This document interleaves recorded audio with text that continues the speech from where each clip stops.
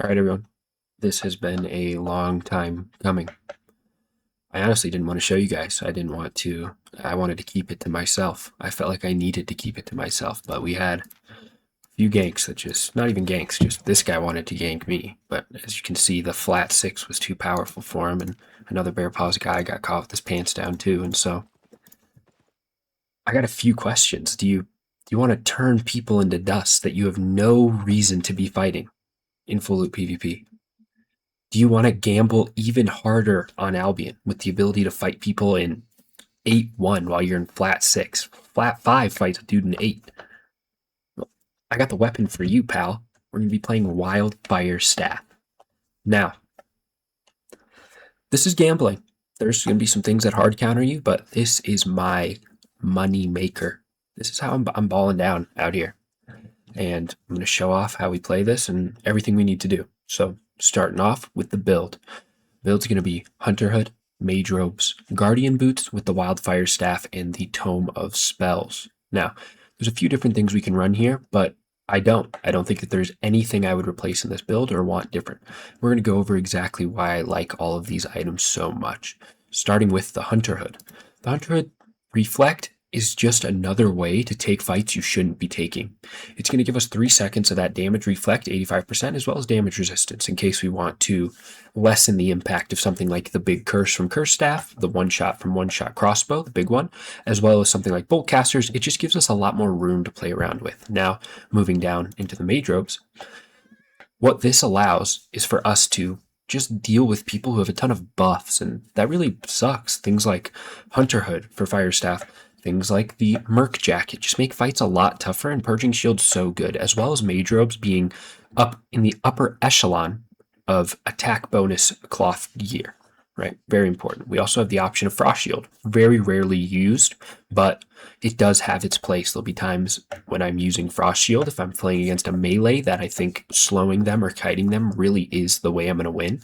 Then Frost Shield is definitely really good with some reflect and damage resistance as well. Moving on to the boots. Guardian Boots, we use Giant on Guardian Boots if it is a fight that there is no way we win. It is just like another way that we can get a little bit ahead. And I'm talking like if this person runs away, it's a miracle that they even ran away and didn't just stomp us, because we are giving up the ability to chase with Rejuvenating Sprint. Typically on Rejuvenating Sprint for most fights, just because we do have the ability to kite with Flame Artillery as well as the abilities on Wildfire, but we'll talk about those in a second.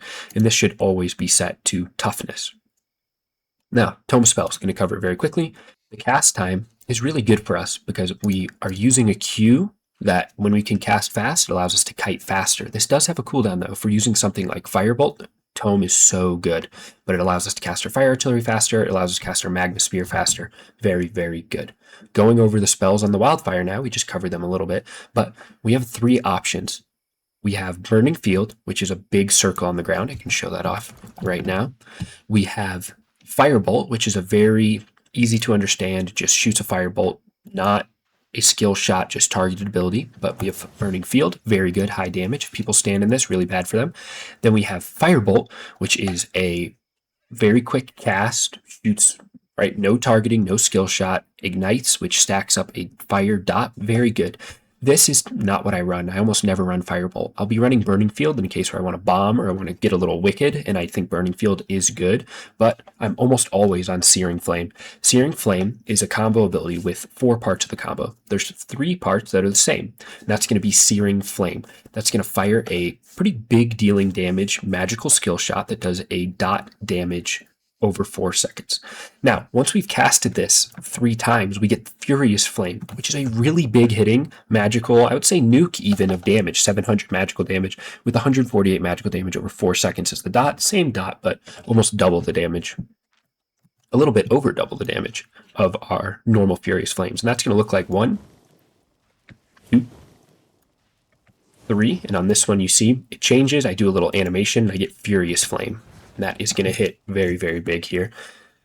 And you can see, even with the total damages, right? I hit this 3 times, did 768, and I hit this just once with the Furious Flame and did 516. So the damage is pretty crazy on that. Now for the W. All of the Fire Staff Ws are very good and have their own place, Raging Flame a little bit less so than the others for sure, but typically I'm either going to be running Wall of Flames, Flame Blast, or Fire Artillery. Fire Artillery is the number one go-to. Once again, we are gambling. We are trying to get every edge on a fight so that we can take a crazy high IP fight, or even just in low IP fights, this is such an impactful ability. You'll see a lot that one cast of Fire Artillery in that point of the fight where we're not sure if we want to fight or go in makes it almost like I have such a high advantage in the fight, I can force it and win the fight just through one good cast of Fire Artillery. But Wall of Flames, super useful spell for melee. It is low cooldown, 14.63 with the tome. It does a big dot, 488 over 3. Cannot be reflected, which is very good, and it causes mobs to flee. So if I were to place this down, which I'll show you guys now, it's going to be just a wall of flames. If someone runs into it from any side, including the backside or to the sides, they make contact with the wall at all, it's going to fear them and deal that damage. Very good for chokes, but open world is just not great. There's just too many ways for people to run away from it. Another useful tech of this, though, is it is an interrupt. The flee is an interrupt, which is very good. Finishing off the W's with Flame Blast. This is good, but it's mainly used for that last part. If the main target is yourself or an ally, increase their move speed by 60% for 1.6. This is on an 11.7 second cooldown, making it a really good mobility tool if we are trying to chase or trying to get away. Now, the Wildfire E. I think this is maybe one of the best E's in the entire game. It's at least top 5 for me. I think it's so good. This is going to do a big meatball. Throw it over there. You guys can see it roll away. With a huge magical nuke dealing 805 damage just on hit. That can be reflected, by the way. And then enemy players who are unmounted will take 12% of their max health as true damage over 4 seconds. Wonderful. Wonderful. This is a huge dot damage. 12% of HP is really a lot. Like, when I first read it, I wasn't sure if that's very good compared to something like Dual Daggers where it's hitting for like 1500, but this is a lot of damage. Since it is true damage, it is just literally 12% of their HP will just be gone after 4 seconds, regardless of anything they are doing. Very good. Can hit multiple targets. Great down hallways. Wonderful. Now, for our bottom 4, Burn and Searing Flame don't really go together. Searing Flame relies on a ton of range. It's a very long range ability. I can throw it out. It goes super far. So you don't really want to be using Burn as well as Searing Flame together. But we can use something like Aggressive Caster or Furious, with Furious being the better of the two, down in this last row. Furious is really good because it allows us to just get a little bit more damage. The Aggressive Caster bonus isn't the best unless we use it super specifically with something like Fire Artillery or RE. I would say if you're going to play Firebolt, run Aggressive Caster. They synergize really well. After 4 casts, you're kind of just launching these Firebolts out, and you can keep Aggressive Caster up very easily. Now, going over everything else I have, Gig Pots. Now, this is really important. I don't really think there's any room for anything else besides Gig Pots, and the main reason is we want to be casting our full charge of Flame Artillery regardless of if someone is on top of us hitting us or trying to interrupt us with force movement effects. So, in a fight, I'm typically Gig Potting into Flame Artillery and just letting it ride, regardless of if they're hitting me or trying to interrupt me via something like Wind Wall or the Howl, like the bounce back on Cloth Helms. I'm just using Gig Pots, be tankier, and stand still. Wonderful. Beef Stew. The reason I'm picking Beef Stew over Omelet here is the same reason we don't want to use Aggressive Caster. It just doesn't synergize with the way the build is played to have higher cast times or even lower cooldowns. The lower cooldown rate is great. I think if you were really bougie, Eel Stew is better than Beef Stew, for sure. But I think that for what we're going for, the Beef Stew is going to be the best bang for our buck consumable on the food slot as well. If we are going to use a cape slot, I would always suggest Martlock for the same reason that we use Gig Pots. The additional defense, which if you don't know what Martlock Cape does, when our health drops below 25%, we get 50% defense versus all for 5 seconds. Very good, cannot be perched, just a really great ability to keep us up in the end of a fight. A lot of the times I'm using Martlock Cape, and this might just be random, or because I am using shielded protection, I feel like I always finish out the fight in the last 25% of my HP. You will see that a lot. Now, next is cabbage soup. Avalonian beef stew, or really just in general health regeneration outside of combat, is what's going to win you a lot of fights or a lot of times getting ratted.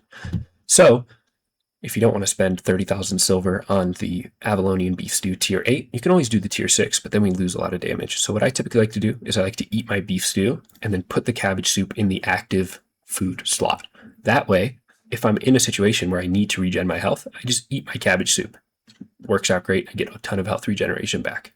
All right, everyone. So now we're going to be getting into the fight analysis, or just kind of reviewing some fights, part of the guide. And Wildfire is a highlight reel printer. I really think this weapon is super good, especially for the way I like to play, where I like to take on higher IP fights down 500, 400 IP. It just works so good. So we're going to be covering a lot of fights. I'm going to try to go quick. Some fights I won't voice over if I don't think there's very much to add. But thank you guys so much for watching. Let's get into it. Alright, so starting off with, I see this scout and I check him and it looks like he had been an assist in a gank. So I dismounted, I'm giant on my boots, I have no idea what's going on.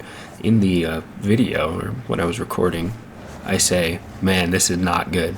Like, I know what I'm getting into cannot be good, but I totally don't expect him to jump out of nowhere here. But I'm going to use everything here. I purge, I just use my mage robes and my hunter hood without really thinking. I was honestly very scared in this moment, but otherwise I have gig here. I try to stay gig up times a lot during this fight. I'm able to AM out here, and I'm pretty excited about this kill. It's a juicy one. Holy insane. Holy insane. But very good. Now we're going to hop into a corrupted to talk about a very important interaction with spears. Deflecting spin. It's when they spin their spear in a circle and it reflects and gives them a ton of damage resist. This really sucks for a lot of fire, but don't be afraid to put fire artillery into it. As you guys see, I'm going to do here. What happens is you can't reflect the fire artillery damage, so we're totally good to launch this into that. I take a little bit of damage from the ticks, but then once he ends it, you guys see the dot damage passes through those resistances and just gives me a ton of damage. I use the mage robe to get rid of the reflect, and the fight's over pretty quick from there.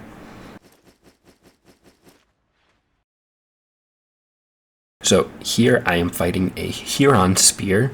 So the main thing that, and we'll see this with bolt casters as well, he Huron spears me from far away, and I respond with the flame artillery. Usually what's going to happen is this person's going to save their Huron spear silencing shot, or really hard to hit skill shot for when you flame artillery, because they can pretty much guaranteed hit you.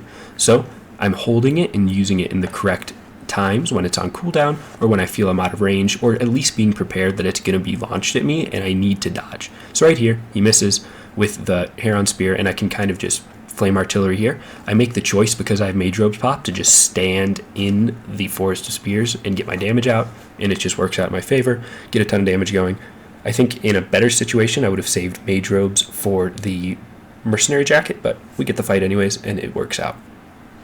Here I am flagged up, getting a little wicked, and this is a big boy, but I don't think he's really spec'd, and this just showcases kind of how good flame artillery is here. He's running all around and I'm just able to keep it on him here, and before the fight even really gets going, he's like 70% HP. Hit him with the meatball, just wraps from there.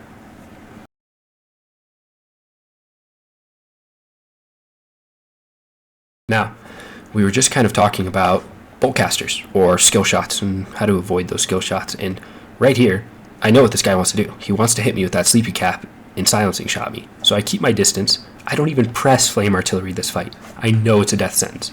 Right here, he's just too low. So I just, easy. It's just very easy to press at the end there, even if he does hit me with it. This guy got clowned pretty bad. This was a pretty funny one. This was just kind of an average civilian versus Wildfire moment.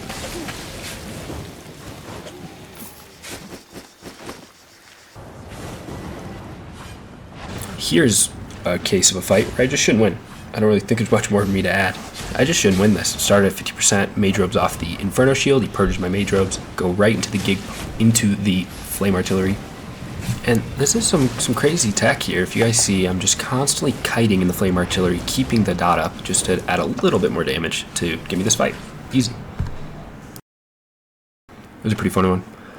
this is just another case of just how bursty Wildfire is if you aren't ready for it.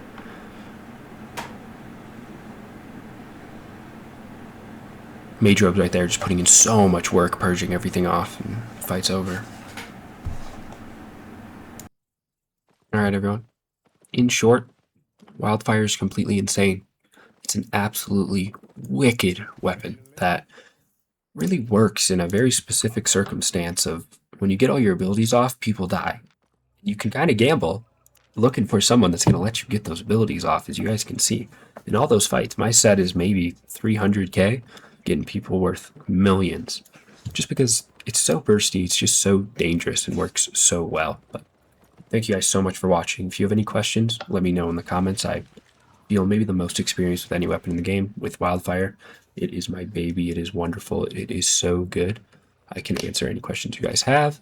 If you guys want to join the guild, just send me a message. We try to do more guild content. We don't have a lot of us right now, but could definitely use more. Otherwise, thank you guys so much for watching. Please give it a like, give it a subscribe. Going to be doing some giveaways soon. So if you guys are subbed and liking the videos, you will be those giveaways, doing it for some subscribers, some video comments, things like that. But thank you guys so much once again for all the support. Love you guys. Goodbye. Meatball 'em.